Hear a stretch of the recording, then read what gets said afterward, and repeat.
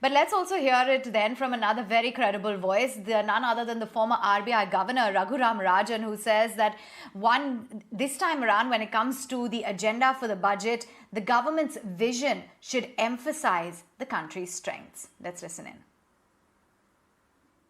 I think in all this, the key issue is to maintain the confidence of the markets, of the general public.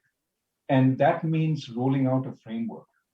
You can't say, this is going to be what we do this year and we'll figure out what we do next year and so on.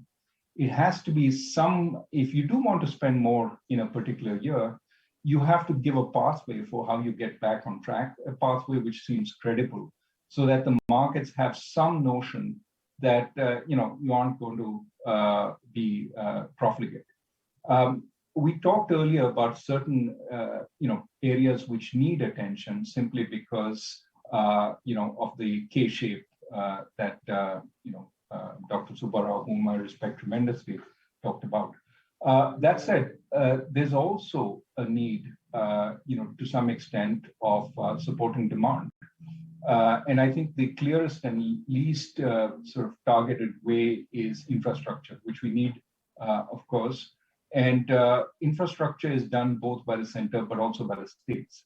And what is important is to ensure that the states are doing what they can there, because that will be important for creating some of the low-end jobs, which are absolutely desperately needed, but also creating demand for domestic steel, for copper, cement, et cetera, et cetera. So I think that it is quite important to have infrastructure well-funded, to have some of these support programs, Manrega, et cetera, well-funded, and to think about targeting the areas that are doing quite badly right now, but need support going forward. I think the other big thing that I would argue for in the budget is a new vision.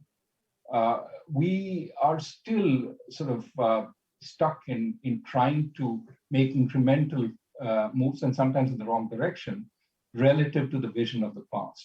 But what have we learned from the pandemic?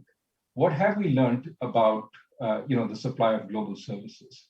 And my sense is global services offers us a new sort of area where we can expand significantly, relying on our strengths. We already do well in a variety of global services. But what about telemedicine? What about tele-lawyering? What about edutech? These are areas where we need to look at those industries and say, what do those industries need in terms of government support? And it's not funding. It is often better rules. For example, rules on data protection, which meet the standards of the European Union and allow us then to export services to the European Union.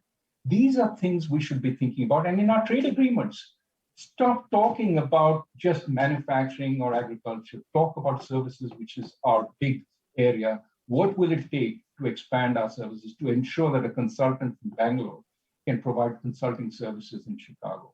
That's a vision we need. We're still stuck in the past.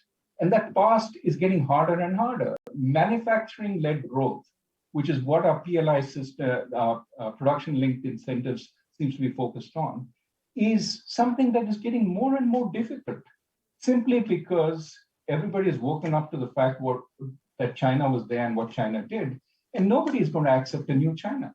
So, this sense that we're stuck in the past, we need to change that.